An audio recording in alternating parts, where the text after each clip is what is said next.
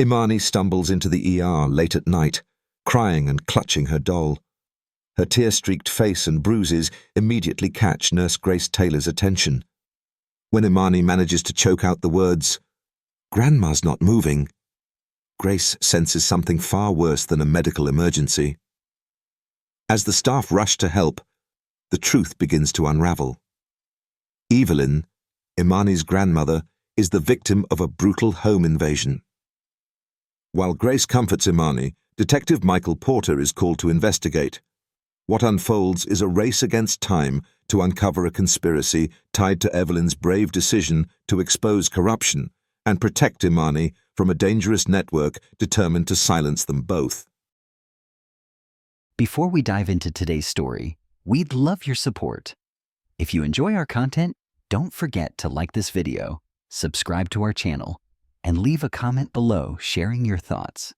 Your engagement helps us create more inspiring stories just for you. Now, without further ado, let's get started. The hum of fluorescent lights and the rhythmic beeping of monitors filled the emergency room late one Friday night. Nurse Grace Taylor stood at the nurses' station, reviewing charts and organizing her thoughts before the next wave of patients. Her tired eyes glanced at the clock. 2:17 a.m.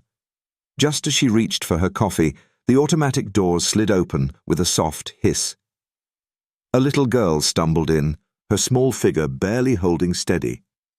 Grace immediately noticed her disheveled appearance.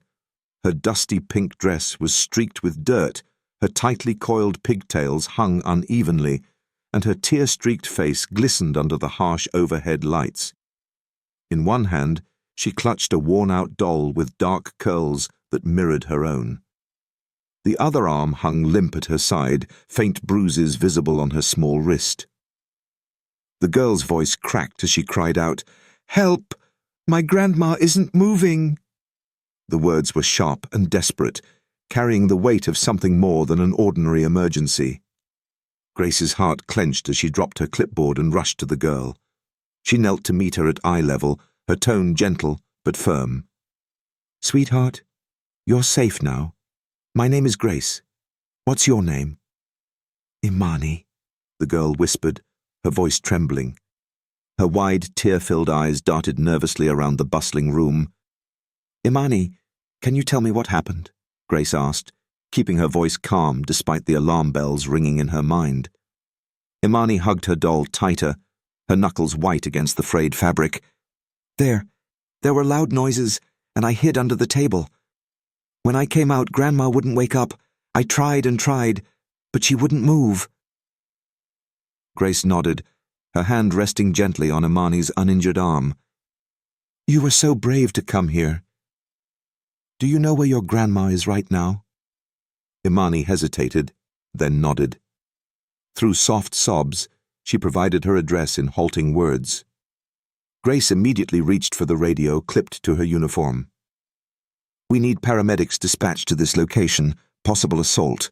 One unconscious adult." The word assault seemed to make Imani flinch. Grace quickly softened her tone and placed a reassuring hand on the girl's shoulder. "Imani, the paramedics are on their way to help your grandma. You did the right thing by coming here." Imani nodded, though tears continued to stream down her face. "Will she be okay?" she asked, her small voice filled with uncertainty. "The doctors will do everything they can to help her," Grace promised, though her own unease grew as she pieced together the details. A violent scene, a terrified child, an unconscious grandmother. This wasn't just a medical emergency. It was something far worse. Grace led Imani to a quieter corner of the ER, away from the prying eyes of other patients. She retrieved a soft blanket from a supply cart and draped it over Imani's trembling shoulders. "You're very brave, Imani," Grace said gently. "I know it's scary, but you're not alone. I'm right here with you." Minutes later, the ER doors burst open, and paramedics wheeled in a stretcher. Evelyn Carter, Imani's grandmother, lay motionless under an oxygen mask. Her face was pale and bruised, her silver-streaked hair matted with traces of dried blood. Grace glanced toward Imani, whose small body stiffened as she caught sight of her grandmother. "She's in good hands now," Grace said softly, placing a comforting hand on Imani's back. "Let the doctors take care of her. You've already done so much to help her." Imani didn't respond, her tear-streaked face a mask of fear and guilt. Grace knelt beside her once more. "Imani," she said softly, "can you tell me if you saw who hurt your grandma?" Imani froze for a moment, clutching her doll tighter. "No," she murmured. "Grandma told me to hide. I didn't look." Grace's chest tightened, but she masked her emotions. The radio on her hip crackled with an update from the paramedics at the scene. "One unconscious female, late 60s, significant bruising, possible head trauma, signs of a struggle, overturned furniture, broken glass, transporting now." Grace acknowledged the report and glanced at Imani, who sat silently, her small hands gripping the edge of the blanket. "You're not alone in this, Imani," Grace said. "We'll figure this out together." As Evelyn was rushed into the trauma room, Grace stayed by Imani's side, her protective instincts fully engaged. The sight of the bruises on the little girl's wrist and the fear etched into her face made it clear. This child had endured something no one should ever experience, let alone someone so young. In the chaos of the night, Grace made a silent vow. Whatever had happened to Evelyn and Imani, she would do everything in her power to protect this brave little girl and uncover the truth. Detective Michael Porter stepped out of his unmarked car into the cool night air, his sharp eyes scanning the scene before him.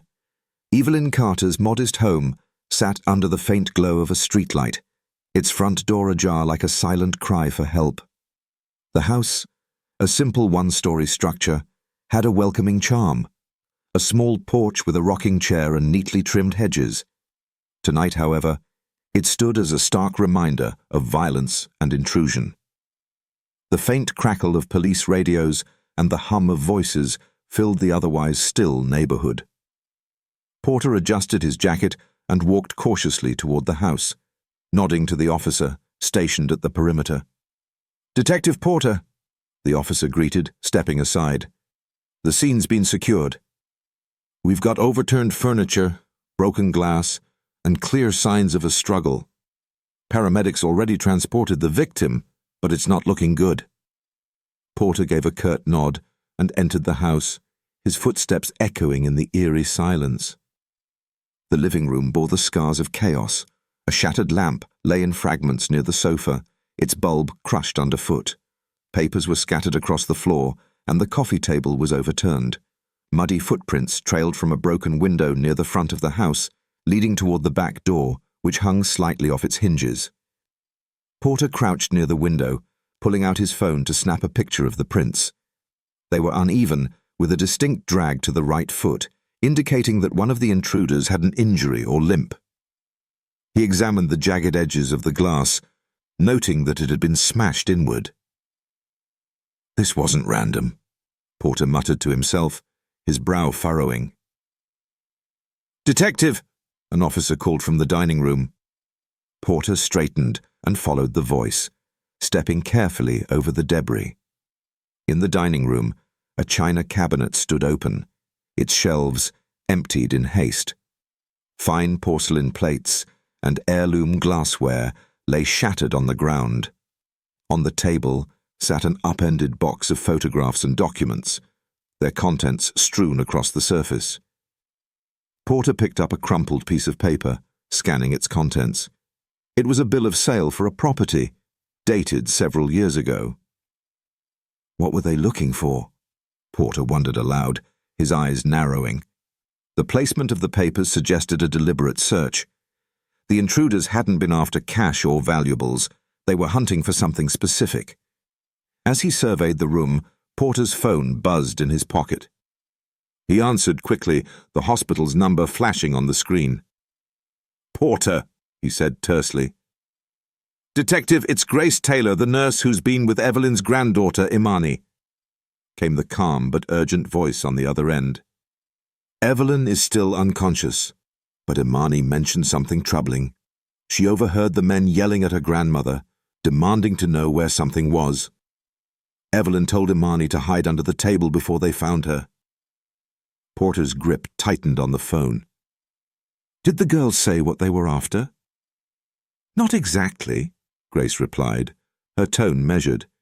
"But she did recall hearing one of the men say, 'We don't have much time.' I thought you should know." "Thanks, Grace," Porter said, filing the information away. "Keep Imani safe. I'll follow up as soon as I can." Ending the call, Porter re-entered the living room, where another officer approached him. "Detective," the officer began, "a neighbor's awake and says they might have seen something." "Let's talk to them," Porter said, following the officer outside. On the sidewalk stood an elderly man, his arms crossed against the chill of the night.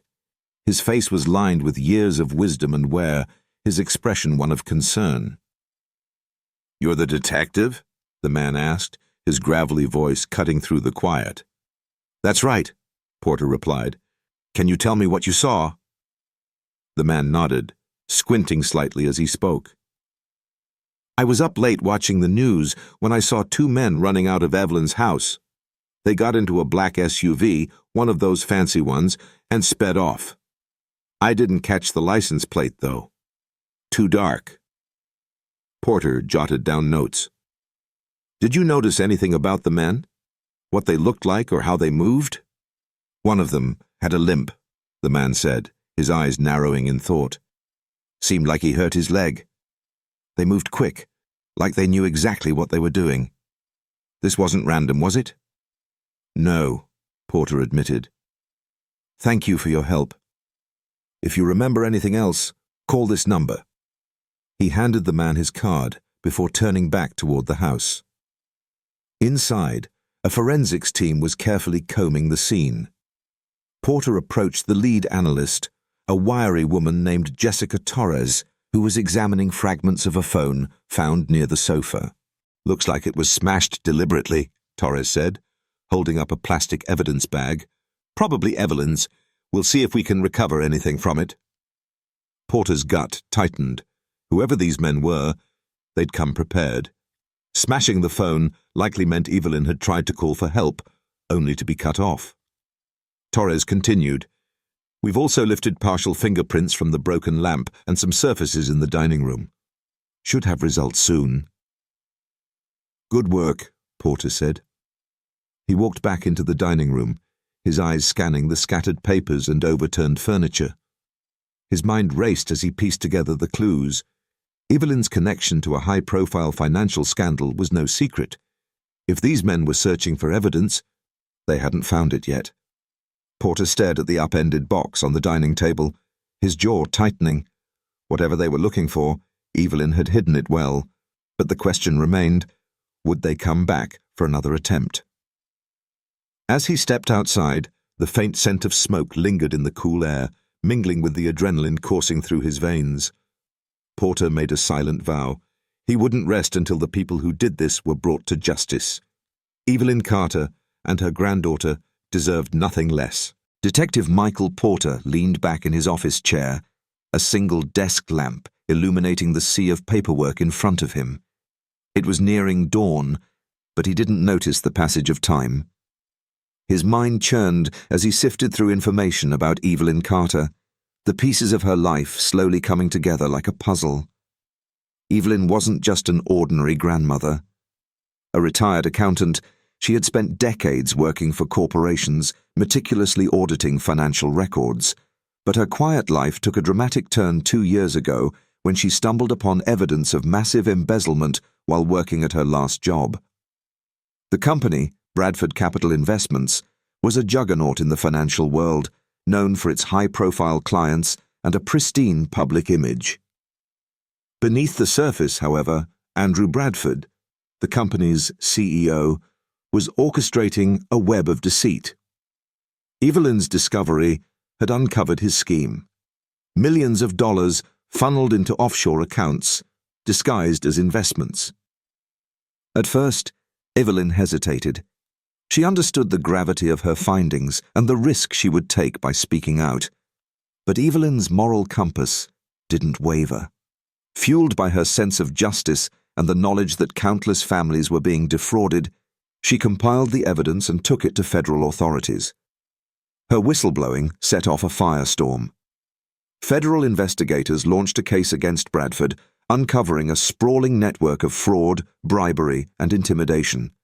Headlines splashed across the nation painted Evelyn as a hero, albeit one who remained anonymous for her own safety. Bradford, on the other hand, became a symbol of corporate greed and corruption. Now, Porter's gut told him that Evelyn's past actions had placed a target squarely on her back. He shifted his focus to the evidence collected at her home, hoping to draw a clear connection between the attack and Bradford's network. By mid-morning, Porter sat in the forensics lab, his sharp eyes fixed on the images displayed on a large monitor. Jessica Torres, the lead analyst, stood beside him, pointing out key findings.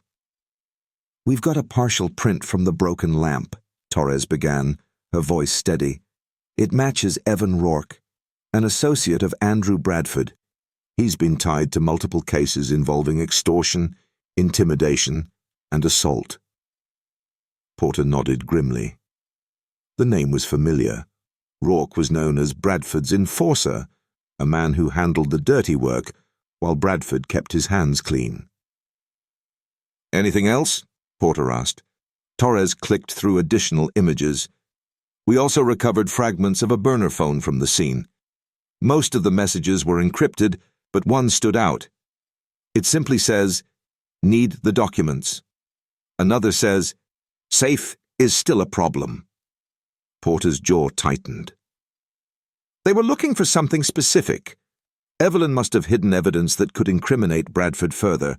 It wasn't enough to dismantle his operation 2 years ago. He's desperate to finish the job. Torres nodded. Based on the prints and the messages, it's clear this wasn't a random break-in. Rourke and whoever he was working with were sent to retrieve something Evelyn has, and they were willing to do whatever it took. Porter turned the implications over in his mind. Evelyn had already provided crucial evidence against Bradford, but it seemed she still had something that could bring him down completely. It wasn't just financial records. Whatever she had hidden was the key to finishing the case. Porter's thoughts were interrupted by his phone buzzing on the desk. He answered quickly. "Porter," he said. "Detective, this is Grace Taylor from the hospital," came the calm but firm voice on the other end. "I'm with Imani, and she's just told me something important. She overheard the men shouting at her grandmother during the attack. They said something about a safe." Porter's brows furrowed. "A safe? Did she say where it might be?" "No," Grace replied. "She was hiding under the table when it happened, but it was clear they were searching for it." "Thanks, Grace," Porter said, filing the information away. "Let me know if anything else comes up." After ending the call, Porter returned his focus to the monitor. Evelyn's house had already been searched thoroughly, but if there was a safe, it had to be hidden well. He pulled up the crime scene photos, scrutinizing every corner of the wreckage for clues he might have missed. One photo caught his eye. The study. While much of the house had been ransacked, the study's cabinet was conspicuously untouched. Porter's instincts kicked in. If Evelyn had hidden something, it would be in a place she believed was secure, yet overlooked in a hurry. Porter wasted no time driving back to Evelyn's home. The house, still surrounded by yellow police tape, felt like a ghost of itself. The once cozy interior was now a chilling tableau of chaos and destruction. He stepped cautiously into the study, his eyes scanning the cabinet he'd seen in the photo. The locks were intact, a detail that seemed odd given the intruder's thoroughness. Porter knelt and examined the base of the cabinet, running his fingers along the wood. A faint seam caught his attention. Pulling a multi-tool from his pocket, Porter carefully pried the panel loose. Behind it was a small safe, its keypad faintly smudged with fingerprints. "Gotcha," Porter muttered under his breath.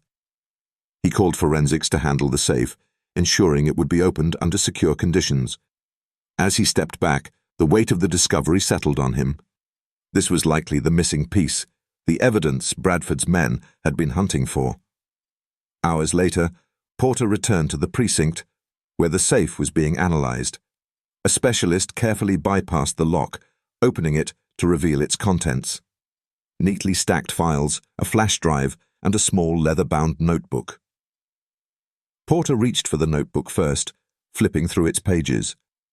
Inside were detailed financial records, annotated in Evelyn's meticulous handwriting, offshore accounts, fraudulent transactions, and a clear trail leading directly to Andrew Bradford. "This is it," Porter said, his voice tinged with both relief and determination. "This is the evidence that ties Bradford to his crimes and proves he's behind the attack on Evelyn." The flash drive was handed off to the tech team for decryption. As Porter watched them work, his resolve hardened. Bradford's empire was built on lies, and Evelyn Carter had risked everything to expose him. Now, it was up to Porter to ensure her bravery wasn't in vain. By evening, the decrypted files revealed even more damning evidence. Bradford had been siphoning funds from pension accounts, targeting working-class families who trusted his firm with their life savings. Evelyn's records provided the exact transactions that had funneled those funds into his personal accounts. Porter gathered his team for a briefing, his voice firm and resolute. "Andrew Bradford isn't just a thief. He's a predator.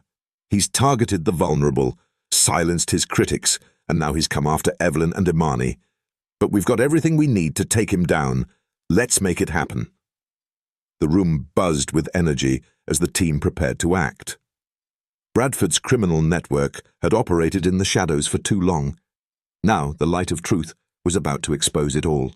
The hospital's dimly lit hallways hummed with quiet activity as Nurse Grace Taylor made her rounds. The rhythmic beeping of monitors and the occasional murmur of voices were the only sounds breaking the stillness. Evelyn Carter lay unconscious in her private room, her frail body connected to machines monitoring her vitals. Outside the room, a uniformed officer stood guard, ensuring no unauthorized visitors could enter. In the waiting area nearby, Imani sat curled in a chair, clutching her worn doll tightly against her chest. Her large, tear-filled eyes scanned the quiet space nervously. Grace had just checked on her, offering a reassuring smile and a warm blanket. But despite Grace's comforting presence, Imani couldn't shake the unease creeping through her small frame. Imani glanced toward the hallway leading to her grandmother's room, her thoughts racing. Grandma had always been her protector, the one who made her feel safe. Now, the roles seemed reversed. She felt helpless knowing Evelyn lay in that hospital bed because of something terrible that had happened. Meanwhile, two men dressed in dark clothing exited a sleek black sedan parked near a side entrance. Their movements were purposeful, their faces obscured by caps pulled low over their brows. One carried a small duffel bag slung over his shoulder, while the larger man walked slightly ahead, scanning their surroundings with sharp, predatory eyes. "This has to be quick," the larger man muttered, his voice a low growl. "In and out, no mistakes." Inside the hospital, the men moved with eerie precision, avoiding cameras and blending into the sparse nighttime staff. They reached Evelyn's room unnoticed, pausing at the door where the officer stood. The larger man feigned concern as he approached the officer. "Excuse me, I'm Evelyn Carter's nephew. I just flew in and heard about what happened. Can I see her?" The officer frowned, eyeing him warily. "Visiting hours are over. I'll need to see some ID before I let anyone in." Before the officer could react, the smaller man emerged from the shadows and struck him from behind with a blunt object. The officer crumpled to the floor silently, and the men dragged his unconscious body into a nearby utility closet. The larger man pulled a keycard from the officer's belt, swiping it to unlock Evelyn's room. The smaller man opened the duffel bag, revealing a syringe filled with a clear liquid. "This ends tonight," he muttered, stepping toward Evelyn's bedside. In the waiting area, Imani's unease grew unbearable. Something didn't feel right. Her heart raced as she slipped off the chair and padded quietly down the hallway. Her small feet made almost no sound against the linoleum floor, but her mind was a storm of worry. As she neared her grandmother's room, Imani stopped abruptly. The door, which had been closed earlier, was slightly ajar. She peered through the crack and froze. The sight before her was terrifying. A wiry man stood beside Evelyn's bed, holding a syringe poised above her grandmother's arm. Another man loomed near the door, his bulk blocking most of the room. Imani's breath caught in her throat. Her instinct was to run, but something stopped her. If she ran, no one would know what was happening. Her grandmother needed her. Summoning every ounce of courage she had, Imani opened her mouth and screamed. The piercing sound echoed through the sterile hallway, startling the two men. The larger man cursed under his breath, grabbing his partner by the arm. "We're blown, let's go!" The wiry man dropped the syringe onto the bedside table, and the two bolted out the door, pushing past Imani in their rush to escape. Grace was at the nurse's station when she heard the scream. Adrenaline surged through her veins as she sprinted toward Evelyn's room, her heart pounding. When she arrived, she found Imani standing frozen in the doorway, tears streaming down her face. Grace quickly pulled the little girl into her arms. "Imani, are you okay? What happened?" Grace asked, her voice steady but filled with urgency. They were going to hurt Grandma," Imani sobbed, clutching Grace tightly. Grace scanned the room, her eyes landing on the discarded syringe. Her stomach churned as she pressed the emergency button on the wall, summoning security and medical staff. Within moments, the quiet hallway erupted with activity. Nurses rushed to check Evelyn's vitals, while security guards fanned out to search for the intruders. Detective Michael Porter arrived minutes later, his expression grim as he took in the scene. Grace held Imani close, whispering soothing words to calm her trembling body.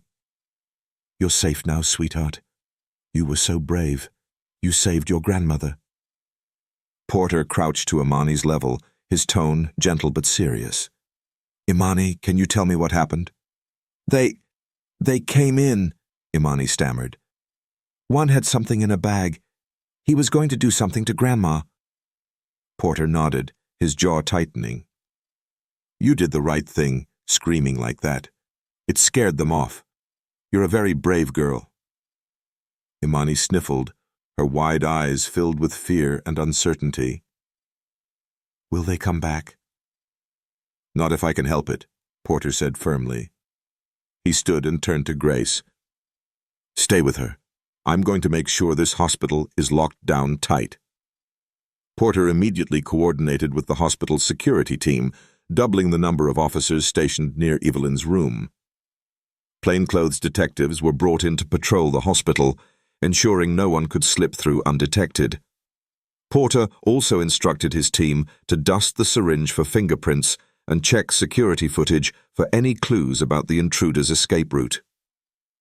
Back in the room, Evelyn remained unconscious, her chest rising and falling steadily under the watchful eyes of the medical staff. Grace sat beside Imani in the corner, holding her small hand tightly. "You saved her, Imani," Grace said softly. "You were braver than most grown-ups would have been in your situation." Imani looked up at her, tears still glistening in her eyes. "I was scared," she admitted. "It's okay to be scared," Grace replied, smoothing the little girl's hair. "What matters is that you didn't let it stop you. You did something incredible tonight."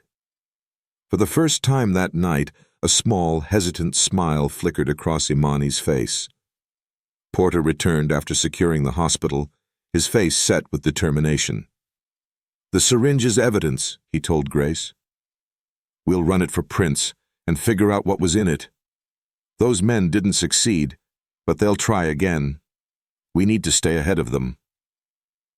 Grace nodded, her protective instincts stronger than ever. Imani and Evelyn are safe as long as I'm here, she said firmly. Porter looked at Imani, who was now leaning against Grace, her small body finally relaxing after the ordeal. His gaze softened. "You're a hero, Imani," he said. "You saved your grandma tonight, and now it's my job to make sure nothing like this happens again." As the hospital quieted once more, Grace stayed close to Imani, determined to shield her from the weight of the night's events. Together they waited, drawing strength from one another in the face of uncertainty. Detective Michael Porter sat in the precinct's evidence room, the air thick with anticipation. Spread out before him were the contents of Evelyn Carter's hidden safe, stacks of meticulously organized financial records, a flash drive, and a leather-bound notebook filled with Evelyn's careful handwriting. This wasn't just evidence. It was a map to the inner workings of Andrew Bradford's criminal empire. Porter carefully flipped through the notebook, his trained eyes scanning the detailed entries. Evelyn had documented everything. Fraudulent transactions, names of accomplices, and even the shell companies used to funnel stolen funds into offshore accounts. Each page painted a damning portrait of Bradford's greed and malice. He paused at an entry marked with a red star. It outlined a series of payments made to a man named Evan Rourke, Bradford's enforcer. The amounts were staggering, suggesting Rourke had been handsomely paid to handle Bradford's dirty work. Porter picked up the flash drive next, handing it to Jessica Torres, the precinct's lead forensic analyst. "Let's see what's on this," he said. Torres nodded and plugged the drive into a secure workstation. The screen flickered to life, displaying a series of encrypted files. "Give me a few minutes," she said, her fingers flying over the keyboard. As Porter waited, his phone buzzed. He answered quickly. "Detective Porter," came the familiar voice of Nurse Grace Taylor. "I just wanted to let you know that Imani is doing much better. She's calmer now, but she's still worried about her grandma." "Thanks, Grace," Porter replied. "I'll be by later to check on them. Right now, we're piecing together the full scope of what Evelyn was up against. This case is bigger than we thought." Grace's voice softened. "Whatever you're doing, Detective, please make sure they're safe. Imani's been through enough." "You have my word," Porter said firmly, before ending the call. Half an hour later, Torres called Porter over. "Got it," she said, pointing to the monitor. The files on the flash drive were a treasure trove.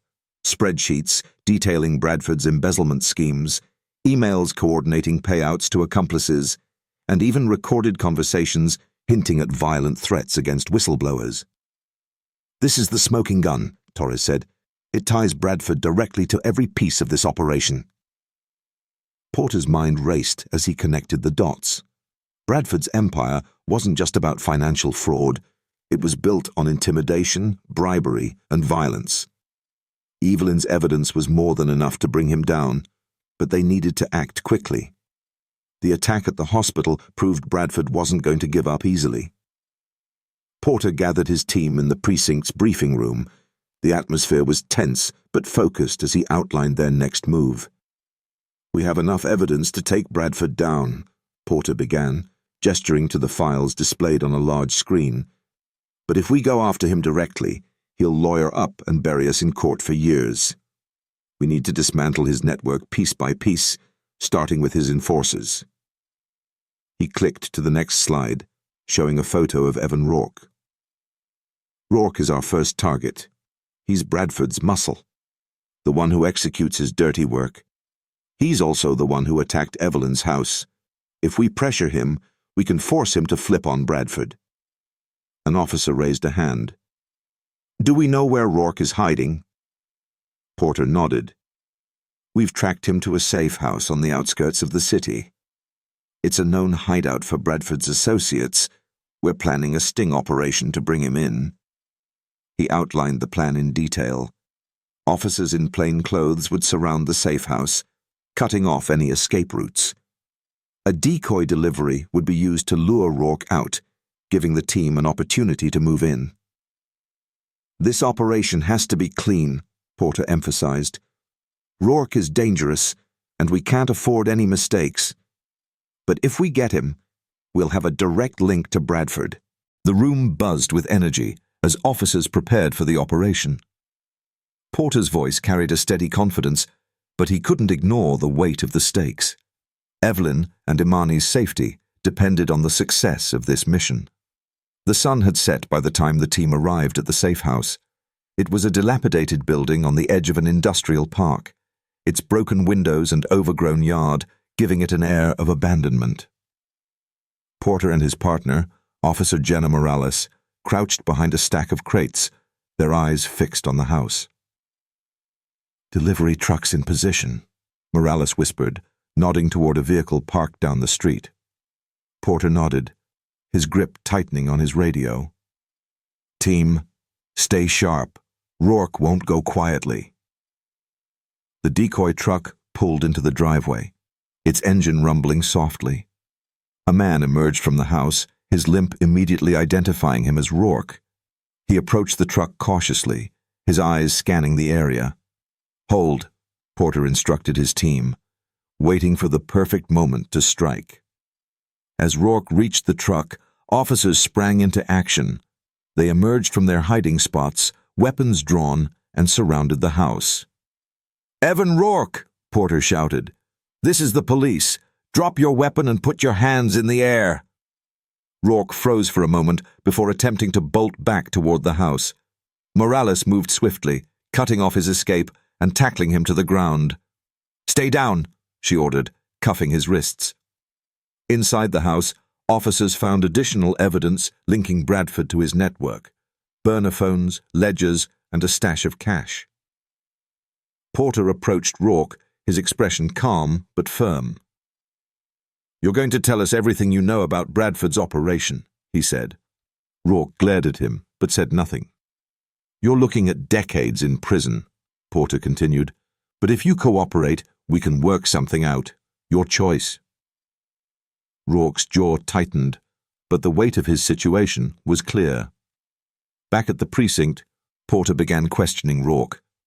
At first he remained silent, his defiance palpable. But as the hours ticked by, Porter's persistence paid off. Rourke finally broke, detailing the inner workings of Bradford's network. He confirmed that the attack on Evelyn's house and the hospital were direct orders from Bradford, who was desperate to recover the evidence she had hidden. Porter listened intently, his resolve hardening with every word. Rourke's testimony, combined with Evelyn's evidence, would be enough to dismantle Bradford's empire. With the pieces of the case falling into place, Porter gathered his team once more.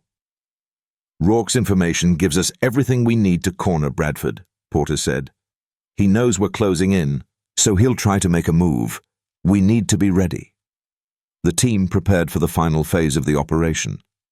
Bradford's time was running out, and Porter was determined to ensure justice was served, for Evelyn, for Imani, and for everyone Bradford had harmed. Detective Michael Porter stood in the bustling operations room, a sprawling map of the city spread across the table in front of him. The air was tense, but focused, filled with the hum of officers coordinating the final stages of the operation. Porter's team had spent weeks carefully piecing together the puzzle of Andrew Bradford's criminal empire. Now, they were ready to strike. "Listen up," Porter said, his voice cutting through the din. "Bradford is cornered, but he's dangerous. He's used to controlling people with fear and money, and he won't go down without a fight. This sting has to be precise. No room for error." The plan was ambitious but airtight. Using intel gathered from Evelyn Carter's evidence and Evan Rourke's reluctant confession, Porter's team had tracked Bradford's top enforcers to a remote warehouse on the outskirts of the city. The warehouse was a hub for Bradford's operations, storing critical documents, cash, and contraband that kept his empire afloat. To lure Bradford's enforcers into the open, the team devised a decoy operation. They spread false information through Rourke's confiscated burner phone, making it seem as though Evelyn's evidence was being transported to a federal facility for safekeeping. The bait. An unmarked convoy carrying what Bradford believed to be the key to his downfall. The convoy was intentionally conspicuous, weaving through the city with minimal protection. Officers in plain clothes shadowed the vehicles, maintaining constant communication. Surveillance drones followed from above, ensuring no detail was missed. "Team, eyes open," Porter said over the radio from the command van parked nearby. "Bradford's men won't hesitate to act. Stay sharp." As expected, the convoy didn't make it far before the first sign of trouble. A black SUV pulled out of a side street, trailing the convoy at a careful distance. Moments later, 2 more vehicles joined in, forming a loose formation around the unmarked vans. Porter's voice crackled through the radio. "Confirming 3 vehicles. Maintain position, but prepare for engagement." The convoy led Bradford's men to a predetermined location, an abandoned warehouse in the industrial district. The sprawling site, surrounded by rusted fences and overgrown weeds, was perfect for the sting. Officers in tactical gear had already taken their positions, concealed in shadows and elevated vantage points. Inside the warehouse, the decoy evidence box was placed on a table, surrounded by crates and pallets to make the scene look authentic. Every detail was designed to make Bradford's men believe they had found what they were looking for. The black SUVs pulled into the warehouse lot, their engines rumbling ominously. The doors opened and Bradford's enforcers emerged. Dom Lacey, one of Bradford's most trusted lieutenants, led the group. His sharp eyes scanned the area, his hand resting on the weapon tucked into his jacket.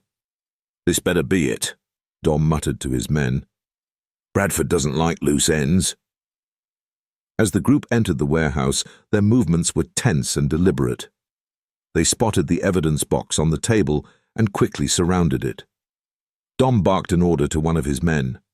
"Check it." The man approached the box cautiously, prying it open. His face twisted in confusion as he stared at the empty interior. "It's a setup!" Before Dom could react, floodlights blazed to life, illuminating the warehouse in harsh white light. Porter's voice boomed through a megaphone. "Police! Drop your weapons and put your hands in the air." Chaos erupted. Dom's men scrambled, some raising their weapons while others hesitated. Officers emerged from their hiding spots, weapons drawn, creating a wall of authority that left no room for escape. Dom snarled, his defiance palpable. "You think you've won? You have no idea who you're dealing with." Porter stepped forward, his expression calm but steely. "We know exactly who we're dealing with, Dom. It's over. Drop the weapon." Dom's hand twitched, but before he could act, Officer Jenna Morales fired a precise shot, grazing his shoulder and forcing him to drop his gun. He fell to his knees, clutching his arm. "Secure him," Porter ordered, and officers swarmed in, handcuffing Dom and the rest of Bradford's men. With Dom in custody, the team conducted a thorough search of the warehouse. What they found exceeded their expectations. Ledgers detailing Bradford's illicit transactions, burner phones with incriminating messages, and a cache of cash and weapons. "This is the jackpot," Morales said, flipping through one of the ledgers. "This ties Bradford to every piece of his operation." Porter nodded, but his focus remained sharp. "It's not just about taking down the enforcers. Bradford's still out there, and he's running out of options. That makes him desperate." Back at the precinct, Dom sat in the interrogation room, his bravado beginning to crack under the weight of the evidence. Porter leaned against the wall, arms crossed, as Dom finally started to talk. "You think this ends with me?" Dom sneered. "Bradford's untouchable. He's got people everywhere." Porter's gaze didn't waver. "Your boss doesn't care about you, Dom. The second you were caught, you became expendable. But if you cooperate, maybe you'll see daylight again." Dom hesitated, the reality of his situation sinking in. Finally, he sighed. "There's a safe house, east side of town. That's where he's holed up." Porter nodded, already making plans. "Thanks for your help." The safe house was a modest two-story building hidden behind a rusted chain-link fence. Porter and his team moved swiftly, surrounding the property under the cover of night. They coordinated silently, each officer taking a designated position to block any potential escape routes. "On my mark," Porter whispered into his radio. "Go." The front door splintered under the force of a battering ram, and officers flooded into the house. Bradford's men scrambled, but they were no match for the tactical precision of the raid. Porter moved methodically through the house, clearing room after room until he reached the study. There, sitting behind a cluttered desk, was Andrew Bradford. The once polished businessman was now disheveled, his expensive suit wrinkled and his eyes bloodshot. "Detective Porter," Bradford drawled, his voice dripping with disdain. "I was wondering when you'd show up." Porter didn't flinch. "It's over, Bradford. Hands where I can see them." Bradford smirked, leaning back in his chair. "Do you have any idea who you're dealing with? I could bury you with one phone call." Porter stepped closer, his voice unwavering. "You've already buried yourself. We have everything we need to put you away for a long time." Two officers flanked Bradford, pulling him from his chair and cuffing his wrists. He struggled briefly, but quickly realized resistance was futile. "You're making a mistake," Bradford hissed as he was led out of the room. "This isn't over." Porter's expression remained cold. "Oh, it's over. And you're going to spend a long time answering for what you've done." As Bradford was taken into custody, officers continued to gather evidence from the safe house. Encrypted files, financial records, and burner phones further solidified the case against him. His empire, once seemingly untouchable, was now crumbling under the weight of truth and justice. Back at the precinct, Porter stood in the evidence room, surrounded by the fruits of their labor. He thought of Evelyn Carter's bravery, Imani's resilience, and the countless lives Bradford's greed had destroyed. The sting operation was a resounding success, but the real victory lay in the justice they were finally delivering. Porter took a deep breath, his resolve unshaken. The fight wasn't just about bringing down a criminal, it was about protecting the innocent and ensuring their voices were heard. The courtroom buzzed with quiet anticipation as people filed in, their murmurs creating an undercurrent of tension. This was no ordinary trial. It was the culmination of years of corruption and deceit. Andrew Bradford, once hailed as a financial genius, now sat at the defense table, his face pale but his expression still arrogant. Across the aisle, Evelyn Carter sat alongside the prosecution team. Her weathered hands rested in her lap, trembling slightly, but her face was calm, her resolve unwavering. Imani sat beside Nurse Grace Taylor in the gallery, her small hand clinging to Grace's arm. The little girl's wide eyes darted around the room, trying to absorb the gravity of the moment. Grace leaned down to whisper, "You're safe here, sweetheart. Your grandma is so brave, and you're helping her just by being here." Imani nodded, her grip tightening as the judge entered the room, calling the proceedings to order. The lead prosecutor, Ellen Monroe, was a sharp-witted woman with a commanding presence. She wasted no time in laying out the case against Bradford. "Ladies and gentlemen of the jury," she began, her voice clear and firm, "this is not just about financial crimes.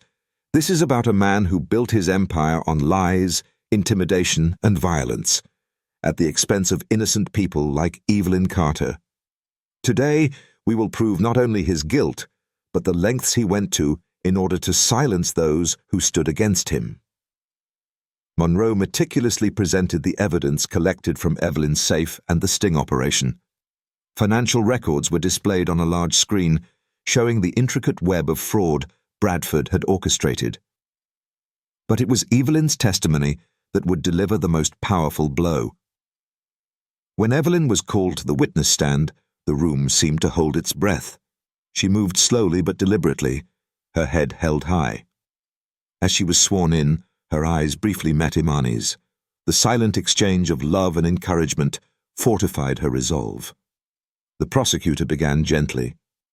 Mrs. Carter, can you tell the court how you came to discover the fraudulent activities at Bradford Capital Investments? Evelyn recounted her story with clarity and conviction.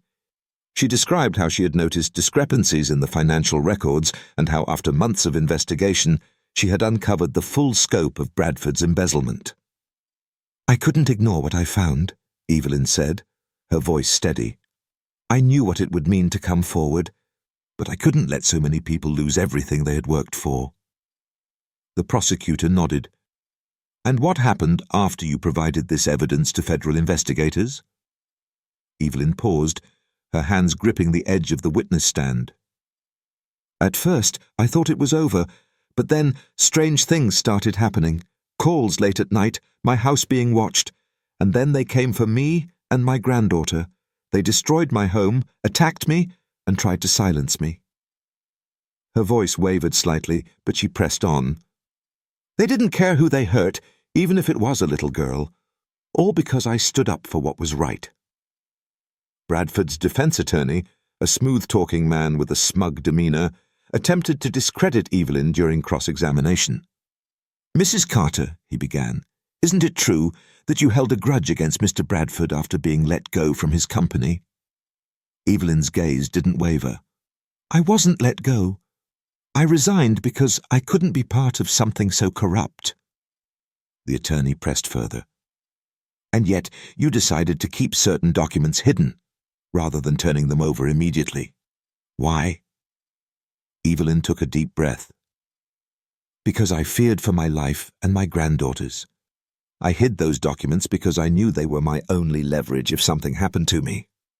Her response silenced the attorney, and he moved on, visibly rattled. Next, Detective Michael Porter was called to the stand. His calm, authoritative presence commanded attention as he recounted the investigation. "From the beginning," Porter said, "it was clear that this wasn't just a financial crime. The level of violence and intimidation used against Mrs. Carter and her family shows the lengths Mr. Bradford was willing to go to protect himself." Porter detailed the evidence collected during the sting operation, including the ledgers, burner phones, and recorded conversations. He painted a damning picture of Bradford's criminal empire, leaving little doubt about the defendant's guilt. The defense tried to undermine Porter's credibility, suggesting the sting operation was entrapment. But Porter remained composed. "Our methods were by the book," he said firmly. "The evidence speaks for itself." The prosecution's next move was unexpected but decisive. Evan Rourke, Bradford's former enforcer, was brought in to testify. Shackled and flanked by guards, Rourke's imposing figure drew gasps from the gallery. In exchange for a plea deal, Rourke had agreed to provide details of Bradford's operation. His testimony was a turning point in the trial. "Bradford called the shots," Rourke admitted. "I carried out his orders, but he planned everything, the fraud, the attacks, all of it." The defense attempted to paint Rourke as a liar trying to save himself. But his detailed account, combined with the mountain of evidence, left little room for doubt. After weeks of testimony and arguments, the jury retired to deliberate. The courtroom fell into a hushed silence as everyone waited for the verdict. Hours felt like days, the tension palpable. Finally, the jury returned, their expressions solemn but resolute. The foreperson stood and cleared her throat. "We find the defendant, Andrew Bradford, guilty on all counts." A collective sigh of relief swept through the room. Bradford's smug facade cracked for the first time as the judge handed down the sentence, 25 years in federal prison without the possibility of parole. Imani buried her face in Grace's shoulder, tears streaming down her cheeks. Evelyn closed her eyes, the weight of the past 2 years lifting from her shoulders. As the courtroom emptied, Porter approached Evelyn and Imani. "You were incredible up there," he said, his voice filled with admiration. Evelyn smiled faintly. "We couldn't have done it without you, Detective." Imani hugged him tightly. "Thank you for helping us." Porter crouched to her level, meeting her gaze. "You're the bravest person I know, Imani. Don't ever forget that." In the weeks that followed, Bradford's empire crumbled entirely. His remaining enforcers were arrested, and restitution funds were set up for the victims of his schemes. Evelyn and Imani moved to a quieter town, where they could finally rebuild their lives in peace. On the day they left, Porter stopped by to see them off. As the moving truck pulled away, he watched Imani wave from the back window, her face alight with hope. Porter stood for a moment, reflecting on the journey. Justice wasn't just about punishment. It was about giving people like Evelyn and Imani a chance to start over. And sometimes it was the smallest acts of courage that made the biggest difference. The morning sun peeked over the horizon, casting a warm glow over the quiet suburban neighborhood. Evelyn Carter stood on the front porch of her new home, a modest but welcoming house nestled at the end of a tree-lined street. The air here felt different, cleaner, lighter, free of the weight that had followed her for so long. Inside, Imani was exploring the house, her laughter echoing through the empty rooms. The little girl's once wary demeanor had been replaced with a spark of joy, a reminder of the resilience that had carried them both through the darkest moments. Evelyn watched her granddaughter with a mix of gratitude and hope. A knock on the door pulled Evelyn from her thoughts. She opened it to find Detective Michael Porter standing on the porch, holding a small box. He wore a rare smile, his typically serious expression softened by the morning light. "I thought I'd stop by," Porter said, handing her the box. "Just a little something to help make this place feel like home." Evelyn opened the box to find a potted plant, a sturdy green pothos vine. Its leaves trailed over the edges of the pot, vibrant and full of life. "It's beautiful," Evelyn said, her voice catching slightly. "Thank you." "It's resilient," Porter replied. "Like you, like Imani." Evelyn smiled, setting the plant on the porch railing. "You've done so much for us, Detective. I don't think I'll ever be able to repay you." Porter shook his head. "You don't owe me a thing. You did the hard part. You stood up for what was right, even when it cost you everything. I just did my job." Imani burst onto the porch, her doll clutched tightly in one hand and a wide grin on her face. "Detective Porter!" she exclaimed, throwing her arms around him. Porter crouched to her level, hugging her back. "Hey there, kiddo. How do you like the new house?" "I love it," Imani said excitedly. "There's a park down the street, and Grandma said I can get a library card." "That's great," Porter said, his smile widening. "I'll bet you're going to read every book in that library, aren't you?" Imani nodded vigorously. "I'm going to learn so much." Evelyn chuckled softly, the sound carrying a warmth that hadn't been there in months. Watching Imani thrive in this new environment was more rewarding than she could put into words. As Imani ran back inside to continue her exploration, Evelyn turned to Porter. "She's starting to feel like a kid again. For a while, I wasn't sure we'd ever get to this point." Porter nodded, his expression thoughtful. "Kids are stronger than we give them credit for, but I think Imani's strength comes from you. She saw you stand up to something terrible, and she learned from it." As they sat on the porch steps, Porter's gaze wandered to the quiet street. The case had left an indelible mark on him, one that he would carry for the rest of his career. He had faced criminals before, but Bradford's ruthlessness and the harm he inflicted on innocent people struck a different chord. "This case," Porter began, his voice tinged with reflection, "reminded me why I do this job. It's not about the arrests or the headlines. It's about the people like you and Imani, who deserve to live without fear." Evelyn nodded, her eyes filled with quiet gratitude. "You gave us that chance. I don't know where we'd be if it weren't for you." Porter shrugged modestly. "You would have found a way. You're stronger than you realize, Evelyn." They sat in comfortable silence for a moment, the weight of the past few months easing in the quiet morning air. As Porter rose to leave, Imani appeared at the door again, her face lit with curiosity. "Are you coming back to visit us, Detective Porter?" she asked.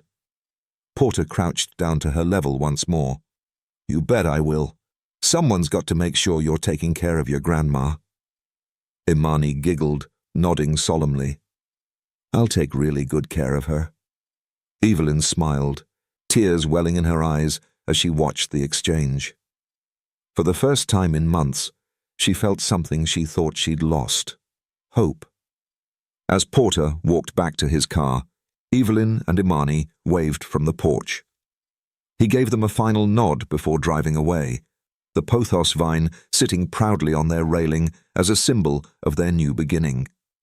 As Porter drove back toward the city, he reflected on the journey. Evelyn and Imani had faced unimaginable challenges, yet they had endured. Their courage reminded him of the resilience of the human spirit, even in the face of profound darkness.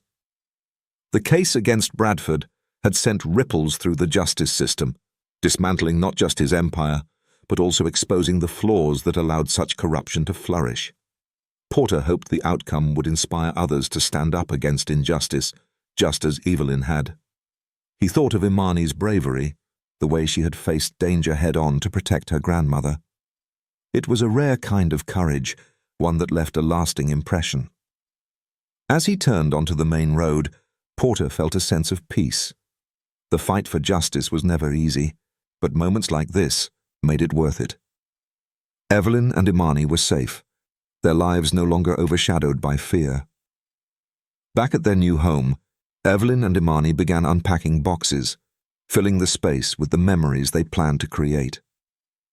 The pothos vine sat by the window, its leaves catching the morning sun. It was a simple plant, but to them, it represented so much more: growth, resilience, and the promise of brighter days ahead. Evelyn placed a photo of her and Imani on the mantel, their smiles beaming back at her. It wasn't just a picture. It was a testament to their strength and the bonds that had carried them through the storm. As they settled into their new life, Evelyn whispered a silent prayer of gratitude for Imani, for Grace, and for Detective Porter, whose unwavering dedication had given them the chance to start over. For the first time in a long while, Evelyn felt free.